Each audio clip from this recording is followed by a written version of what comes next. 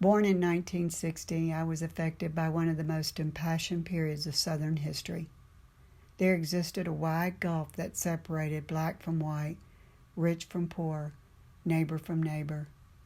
It was a region torn apart by extremes and a bearer of cultural isolation that sometimes pronounced itself with a willful rebelliousness and self-righteous pride. The South carries the stigma of having been completely defeated before relinquishing a way of life so ugly it nearly divided the country.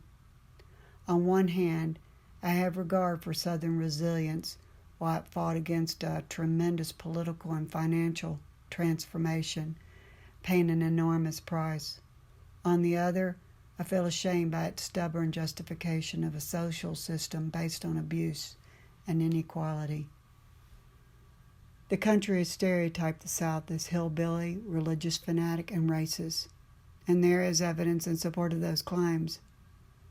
But there is also a restrained dignity and a generous affection that many Southerners intrinsically possess.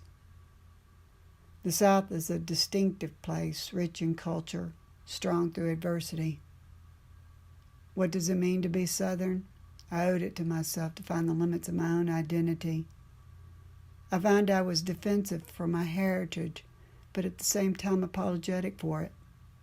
I had to delve into my heart to understand these conflicting feelings. How was I to navigate forward, claiming my Southernness? And the South was morphing into something unrecognizable. It was losing its singularity. The project began with a sense of nostalgia. Paradoxically, I was homesick for a place I wasn't sure I wanted to find.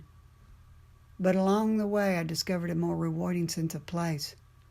Like the blanket of kudzu holding back erosion, we Southerners have a shared experience that binds us together. We may be different on the surface, but underneath we are bound together on one common ground, and that ground is home.